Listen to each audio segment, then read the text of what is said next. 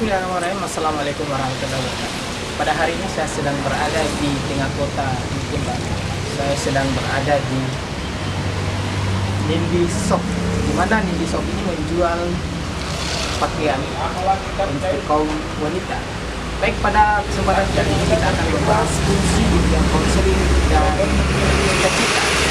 Tapi untuk sebelum kita membahas lebih lanjut tentang bagaimana proses untuk mencapai cita-cita seorang manusia, maka terlebih dahulu mari kita dengarkan penjelasan singkat yang dilakukan oleh para mahasiswa.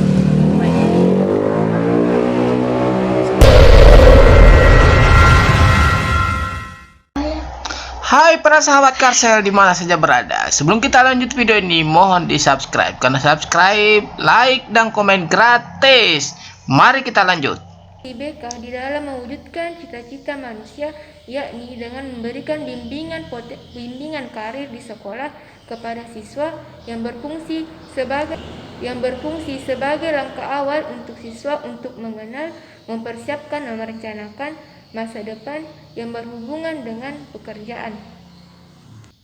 Dengan memahami potensi yang dimiliki oleh siswa, maka kita dapat mengetahui pekerjaan apa yang sesuai dan selaras dengan apa yang dicita-citakannya, seperti contohnya sekolah, jurusan, atau tempat kuliah mana yang tepat untuk mereka. Siswa yang masih duduk di bangku sekolah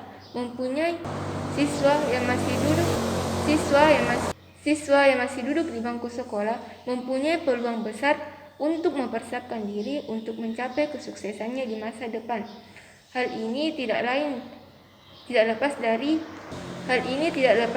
bimbingan guru BK serta pihak-pihak lain seperti keluarga, teman, guru mata pelajaran, serta media massa yang menjadi sumber tambahan informasi dan lain sebagainya. Di dalam pendidikan, yang berperan penting di dalam memberikan bimbingan karir kepada siswa adalah guru, terutama guru BK, karena guru BK dapat memberikan pemahaman secara komprehensif kepada siswa. Oleh karena itu, kita harus memberikan pemahaman kepada siswa pentingnya untuk mengetahui atau mempelajari bimbingan karir untuk mempersiapkan cita-cita, untuk mempersiapkan pekerjaan yang sesuai dengan apa yang mereka cita-citakan di masa yang akan datang, dengan memberikan bimbingan karir yang sesuai dengan siswa tersebut. Semua hal pasti memiliki fungsi, seperti halnya anggota tubuh yang memiliki fungsi seperti mata yang digunakan untuk melihat, kaki yang digunakan untuk berjalan, dan telinga yang digunakan untuk mendengar, serta lain sebagainya. Begitu pula dengan bimbingan konseling.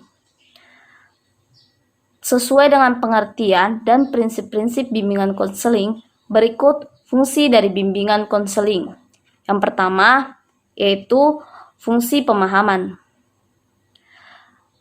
Fungsi pemahaman yaitu usaha bimbingan yang dilakukan guru atau pendamping untuk menghasilkan pemahaman yang menyeluruh tentang aspek-aspek seperti pemahaman diri anak didik, terutama oleh orang tua dan guru, hambatan atau masalah yang dihadapi anak-anak, lingkungan anak yang mencakup keluarga dan tempat belajar maupun di luar tempat belajar, serta penyesuaian dan pengembangan diri anak usia dini.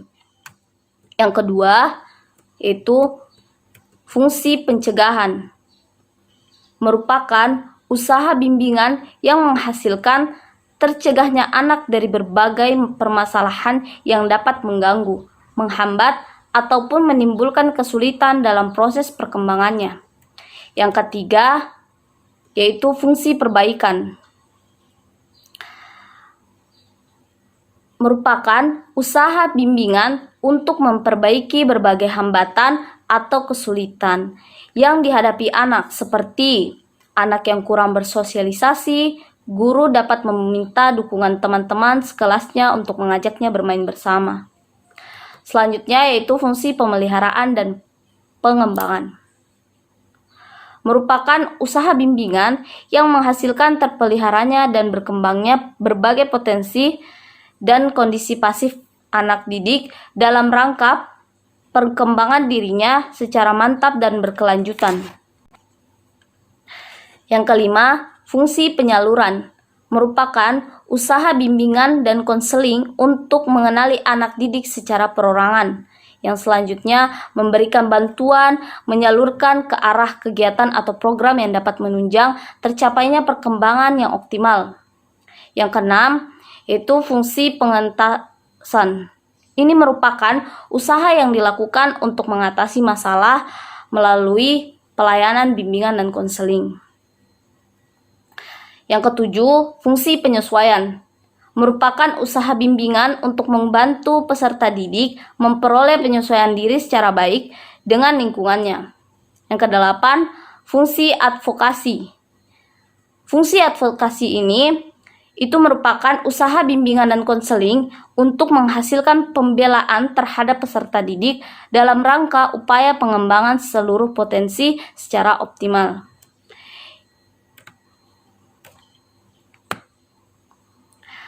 Kemudian yang terakhir, ada fungsi penuntasan, yaitu usaha bimbingan dan konseling untuk menghasilkan teratasinya berbagai masalah yang dialami oleh peserta didik.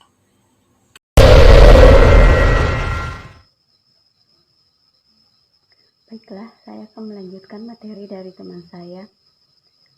Jadi, kesimpulan dari bimbingan konseling dalam mewujudkan cita-cita manusia. Bimbingan konseling memiliki fungsi untuk memahami potensi yang dimiliki oleh siswa serta memberikan arahan dan bimbingan kepada siswa dalam mengembangkan bakat dan minatnya di bidang yang mereka senangi di dalam mencapai apa yang mereka cita-citakan serta membantu siswa dalam menghadapi setiap hambatan yang dapat mengganggu mereka di dalam mewujudkan apa yang mereka cita-citakan. Mungkin itu saja dari kelompok kami. Syukran. Assalamualaikum warahmatullahi wabarakatuh.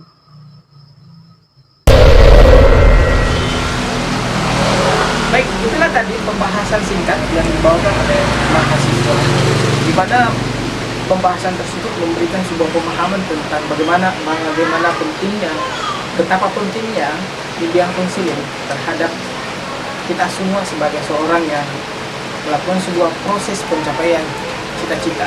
Konseling adalah salah satu unsur yang terpenting di dalam proses pencapaian cita-cita. Karena di dalam proses pencapaian cita-cita, manusia terkadang menghadapi sebuah masalah.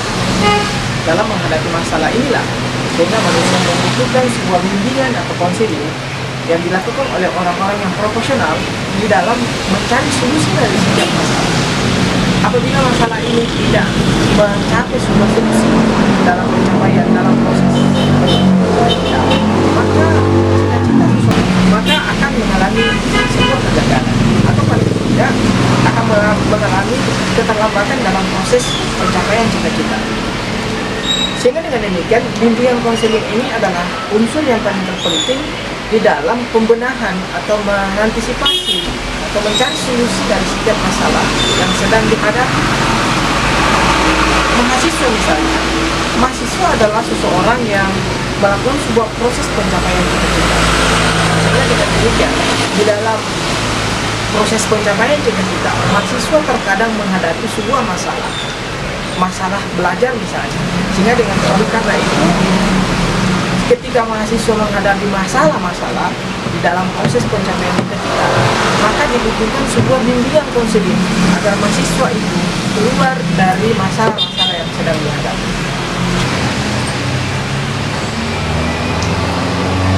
Ada 4 hal yang harus dipenuhi oleh seorang di dalam memproses pencapaian cita-cita. Yang pertama adalah kualitas diri. Kemudian yang kedua, situasi dan kondisi. Yang ketiga, usaha. Kemudian yang terakhir adalah keyakinan. Kualitas diri yang dimaksud di sini adalah apakah kita memiliki kompetensi terhadap apa yang kita harapkan, yang menjadi sebuah harapan dalam kehidupan kita, atau yang menjadi sebuah cita-cita dalam kehidupan kita. Satu misal, kita menginginkan atau kita bercita-cita menjadi seorang dokter. Nah, kompetensi yang harus kita miliki adalah kompetensi yang relevan dengan kedokteran. Misalnya, kita mengambil jurusan kedokteran. Jangan kita bercita-cita menjadi seorang dokter, lalu kemudian kita mengambil jurusan atau prodi di luar daripada kedokteran. Ini yang dimaksud dengan kualitas diri. Nah, kualitas diri yang terkait dengan kecerdasan ini adalah apakah kita memiliki kompetensi yang matang, kompetensi yang memadai di dalam meraih sebuah cita-cita. Oleh karena itu, dalam tradisi penerimaan mahasiswa baru, setiap saat kita akan dilakukan sebuah evaluasi. Evaluasi ini bertujuan untuk memberikan sebuah data tentang apakah mahasiswa baru itu tepat dalam memilih sebuah jurusan. Karena memilih sebuah jurusan itu adalah merupakan rangkaian daripada harapan hidup kita. Rangkaian daripada proses pencapaian cita-cita.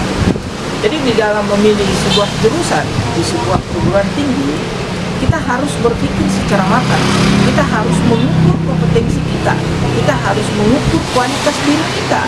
Jangan kita memilih sebuah jurusan dengan tidak berdasar pada kompetensi, tetapi berdasar pada kemauan.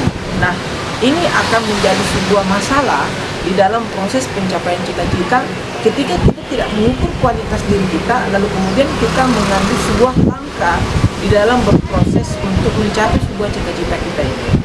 Oleh karena itu, sebelum kita memilih sebuah jurusan yang menjadi sebuah tanda di dalam mencapai harapan hidup kita, mencapai cita-cita kita, maka lebih awal kita membutuhkan sebuah konseling, membutuhkan sebuah bimbingan yang tepat untuk mengarahkan kita berdasarkan kualitas kita mau diarahkan kemana harapan hidup kita. Jangan kita memilih sebuah jurusan yang seperti disampaikan berdasarkan kemauan dan tidak berdasarkan pada kompetensi atau kualitas diri kita. Nah, kalau tidak berdasarkan kualitas atau kompetensi yang kita pilih, maka akan terjadi sebuah masalah besar di dalam pencapaian cita-cita. Sehingga terkadang banyak mahasiswa gagal di dalam perkuliahan disebabkan karena memilih sebuah prodi, memilih sebuah jurusan itu tidak berdasar pada kualitas diri, tidak berdasar pada kompetensi yang dimiliki oleh seorang mahasiswa. Saudara-saudara sekalian, saya perlu diluruskan di sini bahwa bukan hanya calon mahasiswa atau mahasiswa yang memiliki cita-cita. Semua manusia yang lahir di muka bumi ini memiliki cita-cita yang memiliki, masing-masing memiliki harapan hidup, masing-masing memiliki cita-cita. Jadi bukan satu-satunya jalan untuk meraih cita-cita adalah kuliah, tetapi ada jalan yang lain yang telah disiapkan oleh Tuhan Yang Maha Pencipta kepada kita semua untuk meraih cita-cita kita. Bukankah Tuhan atau Allah Maha Kuasa, Allah telah menciptakan, menyiapkan rezeki kita masing-masing.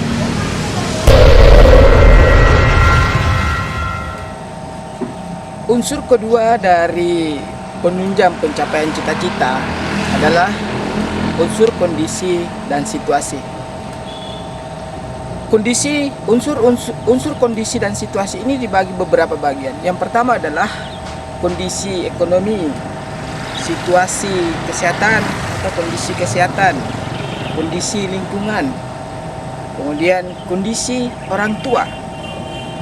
Baik, kita akan bahas satu persatu dari kondisi, situasi, dan kondisi sebagai salah satu unsur penunjang dalam pencapaian cita-cita.